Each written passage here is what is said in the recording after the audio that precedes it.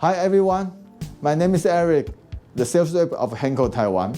Welcome back to the part 2 of the adhesive bonding session, specifically prepared for the composite material. I assume you're happy with the program of part 1, so let's proceed to this part 2.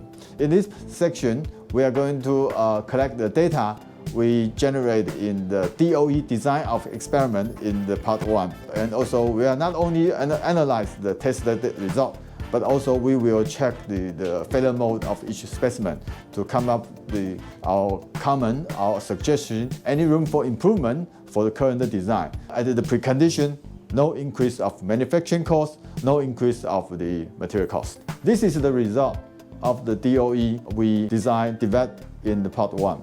So as everybody can see that we have specifically choose 5 adhesive candidates, which has been widely used, generally used by the industry.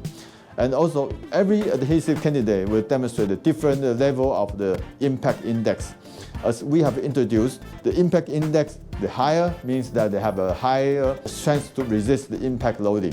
And the lower index is on the other side. As you can see that it gives a very straightforward the understanding that seems that the middle one, the epoxy coat number 3 performs the best. But we are not giving such a simple analysis saying that, okay, this is the right adhesive you have to go for to get this the highest impact index. Anyhow, instead of saying so, that we bring you into the more details of finding when we check the failure mode and the test result. The first one, we can look at each adhesive candidate have 2 bars, the red bar and the blue bar. Why we did this? So the blue bar represents the bond strength based on the gap of 0, it means a 0 bond gap. And the red bar represents the gap of about the 0.17 millimeter. So why we choose 0.17 millimeter? Because the industry uses a lot of this kind of tolerance to do in the assembly. Most of the composite material, the component, specific is like a cylindrical component, like tubing one. Tubing and the joint will have the male one and the female one just joined together. If this happened to the steel structure, this could be a press fit, interference fit. But when things come to the composite material, you have to go to the slip fit. You can't do the interference fit because you will break the specimen of the composite material, because the composite material is doing by lamination or filament winding process. You need to have some tolerance. So we choose the 0.17 millimeter just based on the industrial practice. So the cylindrical bonding, you cannot avoid because this is a manufacturing tolerance. Could be a +17 millimeter with a tolerance of about 20% plus or minus. So in this tolerance, the behavior of the structure joint. So we created this bond gap to test the impact strength. On the other hand side, if the component is not like a cylindrical joint, just simply a 2 specimen, you can bond together, and then you have a crimp to clamp the joint. So in this kind of design, the gap is 0. These 2 kinds of the condition all happen to all different kind of the design. So the epoxy, the candidate, we have the data generate. One is 0 gap, one is a big gap, or not, instead of saying big gap, a 0.17 millimeter gap, trying to simulate the actual assembly process. So we have to be very careful to review, to pick up the data we need to reflect if there is any room for improvement to our design. Let's come back to the slide here. So as you can see, the epoxy, the candidate number 2, it can perform good at 0 gap. But when you come across some of the larger gap, like a cylindrical joint, something like this one, slip fit, and candidate number 2 may not be so appropriate. So later I explain in more details. Some other compromise, like epoxy number 4, seems that they are performed very consistent. No matter the small gap or bigger gap, they can perform quite a consistent way. This is also part of the data analysis. We are not just saying that compare the impact strength level index of each candidate, each result, but also we will check the failure mode of each specimen. I have the specimen on hand to give an idea. If you look at the slide over here, we specifically pick up the 2 candidates for comparison. The candidate number 3 and candidate number 1 epoxy. When the bond gap is 0, and then we check the failure mode. One is failure mode is cohesive failure, is on the right hand side of the slide. The test result, we find that the failure mode is substrate failure, is on the left hand side. Let me show you how the difference. First one, we just saying the substrate failure. Because we have introduced in part 1, this composite material is done by lamination, layer by layer. And then until it reaches the final thickness 1.6 millimeter. But when we bond the things together, these two pieces, when we bond together here, and then we give an impact test over here from this direction, to break the joint, then fall apart. And then if we look at the joint very carefully, this is how we call the substrate failure. Because if we inspect the specimen here, you can see that this is the fiber, as you can see. You don't see the adhesive on the breaking surface. Where comes the fiber? Where comes the fiber? What happened to this specimen is that the fiber of this side was broken. To break the fiber, part of the fiber was moved to the other side of the substrate. The adhesive layer is sitting underneath this layer. So you can't see the adhesive, but you only see part of the the adhesive squeeze out of the bond line. So this fiber is originally stay on this side, and then the fiber was broken, moved to this side. This is how we call the substrate failure. Let's check what is a cohesive failure. Cohesive failure happened here. This is another specimen. It's a very typical cohesive failure. The adhesive strength is lower than the binding rating of the composite material. The failure, the part will break from the most weak spot. That means the adhesive layer. The adhesive, as you can see that, you don't see the fiber being broken from either side of this specimen. They just break from adhesive there. This is the adhesive. But you don't see the fiber move around, because the fiber is sitting in the original substrate. So this is what we call the cohesive failure, which means that adhesive strength is lower than the binding matrix of the composite material. So we understand most of the design engineer, their expectation is that they hope adhesive they choose should be stronger than the binding rating of the composite material, which means that the bonding quality, the bonding interface is stronger than the component itself. And this is the logic one, and this is the mostly agreed by most of the design engineer. And the next thing we find out, if the failure mode, substrate failure, which means that adhesive strength is stronger than the binding rating of the composite material, we're supposed to get the same test result. The test data should be about the same, because it is a failure is not decided by adhesive, it is decided by the binding rating of the composite material. We are supposed to have the same test the result, the impact index for all the substrate failure mode, the specimen. But actually not. We have done a lot of the sample space. We find out this kind of projection is not right. Before we move to the next slide, we have to remember what is telling this slide. This slide is showing the zero gap with epoxy number 1 and number 3, but the cohesive failure of the right-hand side give it index 1. The substrate failure come out with the impact index 2 and 1, which means that the left-hand side performed slightly better than the right-hand side. Remember this slide, and then we move to the next slide. We have a bigger gap, as I explained. For some of the design, you can't avoid, you need to have a tolerance, like a male and female the joint. You need to have tolerance. Other than that, you cannot do the assembly. When we increase the gap, the failure mode, they are all substrate failure, which means that they break the binding race and break the fiber of one specimen, move to the other side of the specimen. The impact index is still different. As you can see that epoxy, the code number 3, they can reach the impact index 2, but the epoxy number 1, it can only achieve the impact index 1. But I have to say that because of this data, we have quite a big sample space. The result is very, very consistent. So this seems that not a fit to our logic we just explained. If they are all substrate failure, we are supposed to have the same result, but actually not. The only difference is that they are using different adhesive. So we can see adhesive that play a role, even it is a substrate failure, but adhesive can contribute to impact the strength of the overall structural bonding. So that's why I'm saying that we are not only look at the test result by the pack index, we also look into the failure analysis, so look into the interface to see what happened here. Overall result, the candidate number 3 really draw our attention because it performed far better than any other candidate. And then we start to check what is the characteristic of this candidate.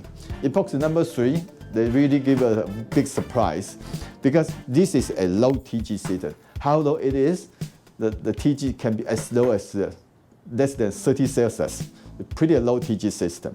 And this is not so preferred by most of the engineers because they think a low TG may not have a very good performance at elevated temperature. They cannot survive through the multiple cycle of the T cycle, the reliability test, but the result might be as you can expect it. So give you an idea how the epoxy coat number 3 looks like. The feature of epoxy number 3, this is quite a special one because this is a toughened epoxy. Because most of epoxy we can see from the industry, they are very hard. The hardness is very high.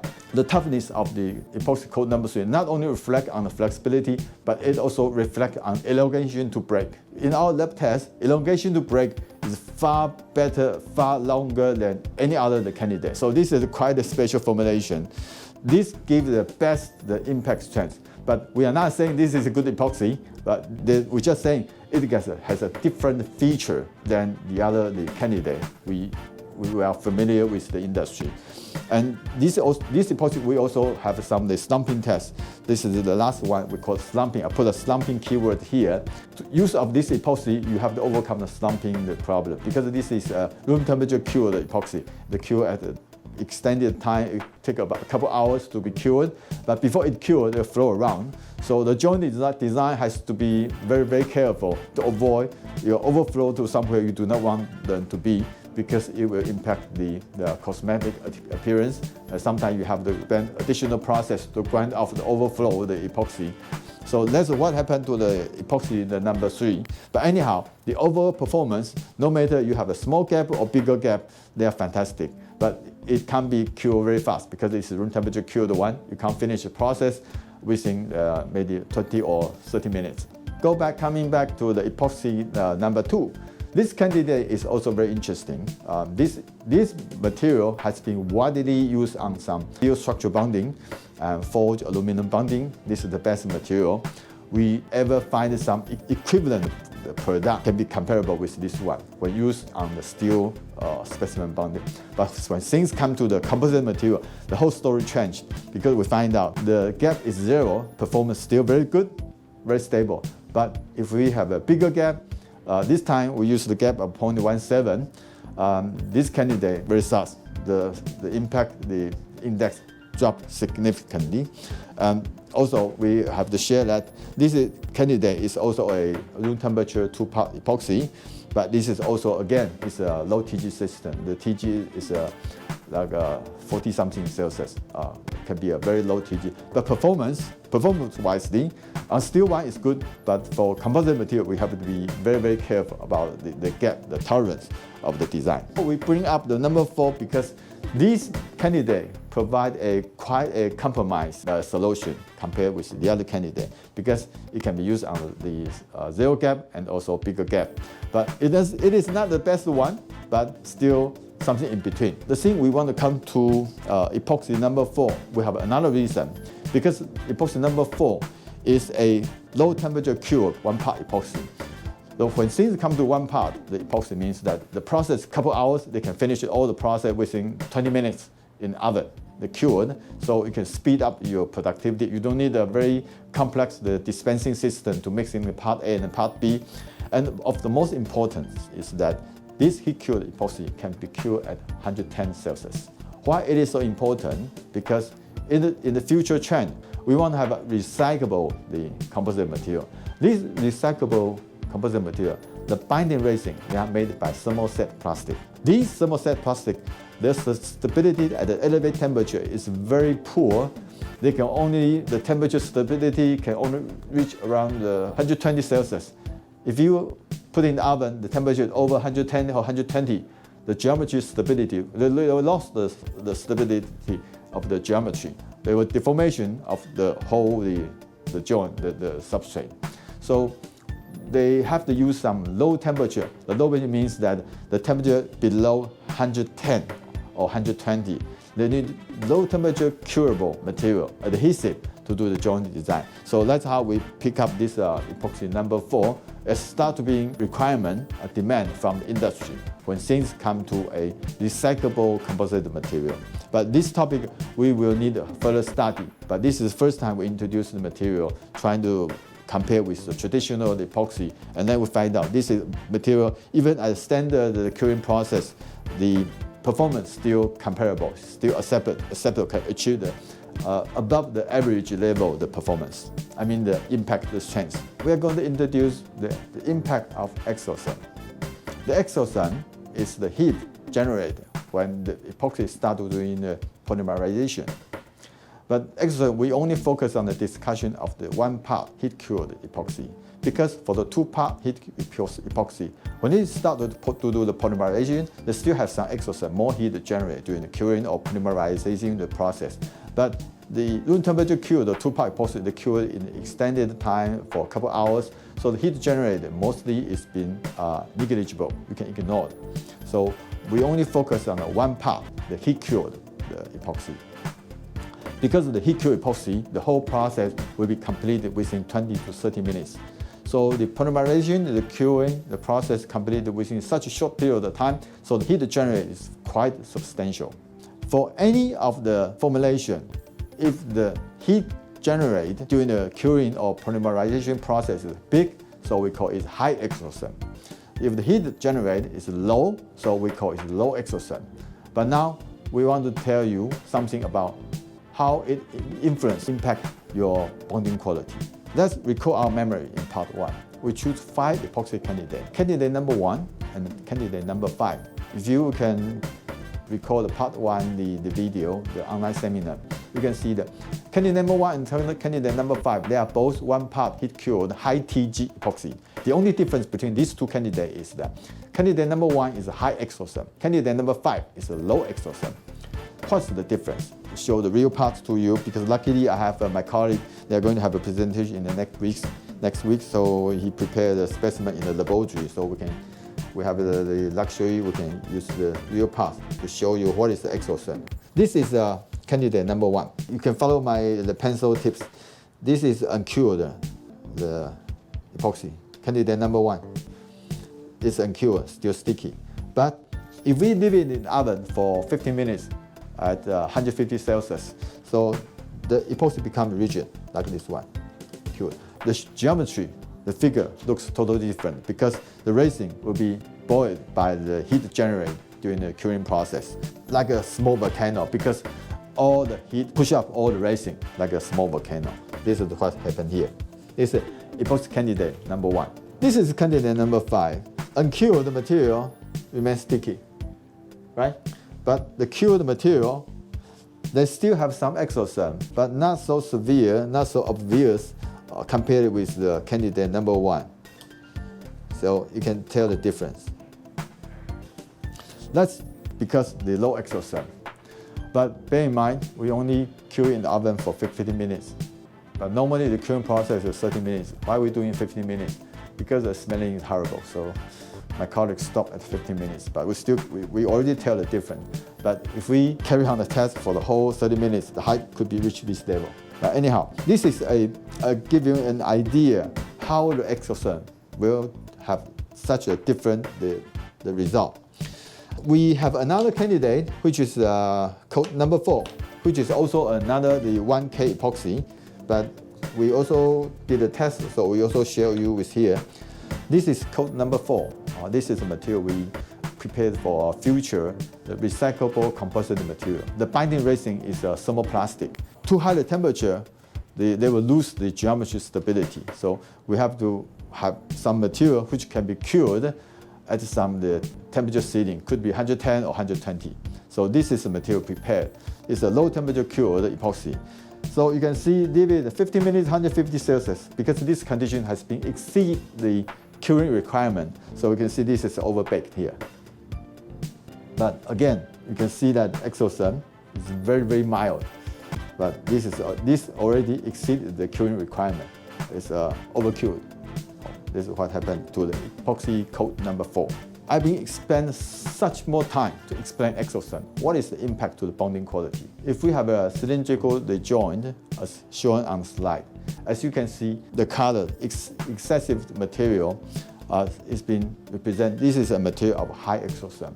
The material in the bond line, in the bonding interface, because of the heat generated in the adhesive, then adhesive will be boiled, it bursts out of this bond line. So it becomes this way. You see the excessive adhesive seems to have been burst out of the joint, like the white color. On the right-hand side of the slide, you can see the black color adhesive. This is a very typical low Exotherm material. So you don't see the burst out, the phenomenon. The material will remain very stable, sitting on the edge of the bond line. What happened to the bonding interface? Because of the boiling, adhesive bursts out of the bonding interface. In the interface, you have a lot of air pocket in the bond line. They cause a very negative impact to the bonding quality. In the adhesive bonding, if you find out you have this phenomenon on the left-hand side of the picture, it is no doubt it will impact the bonding quality a lot. You will not get the perfect bonding the quality. So the solution to this issue is that either you have to reduce the gap, reduce the volume of the adhesive in the bond line, or you have to choose some material of lower Exotherm. It comes to the last slide of the part 2 session. Based on what our finding and our study here, we'd like to share with you our understanding, our conclusion here. The first one is that adhesive play a very important role to the impact strength. As I have been explained, even the failure mode, they are all substrate failure. The failure is happened to the substrate, but adhesive, they still can make a lot difference. They play a key role to improve the bonding quality. The second one is the increase in the bond line. In our earlier experience, increased bond line, sometimes they can improve the impact strength, because increased bond line means that we have a more adhesive to absorb the impact energy. But in the test result, seems that it doesn't apply to all the candidates. In some situation, increased bond line will kill your impact strength. So the test result doesn't tell us that in the composite material bonding, the experience, knowledge learned from the steel structural bonding or the forged aluminum bonding may not be true applied to the composite material. And also, we also find the Exotherm, which is very important. Exotherm, high Exotherm material, you have to be very, very careful, because high Exotherm will leave the bonding interface, a lot of air pocket in the bond line interface. They will kill your bond strength as well. High TG resin may not be a guarantee you have a good performance. High TG and low TG doesn't impact the result. In this test, seems even we find out the flexibility and the toughness, they can help to improve the impact strength a lot. They play the key role in adhesive bonding. The other things that we are not including in this presentation is the surface roughness, because we also have another set of material. We found out surface roughness. If we have a surface roughness like 30 micrometer, that we will see another 30% decrease of the impact strength. This is very interesting, but we find out most of the industry, the surface roughness engineer, they will keep at about 50 to 60 micrometer. Seems like this is industrial practice, but some customer, they will have a different surface treatment criteria. But our finding in our laboratory, we find out if the surface roughness drop to let's say 30 micrometer, we also lose another 30% of the impact strength. This comes to the end of my presentation of the part 2. We hope you enjoy our material prepared. And the material, we hope we are also expecting your comment, your advice after watching our online seminar. We are the Henkel Taiwan team, ready to service the industry with the best practice advice to cut down your production costs, your material costs, and improve your bonding quality, your material performance. Thank you for watching, and hope to see you again soon. Thank you. Bye-bye.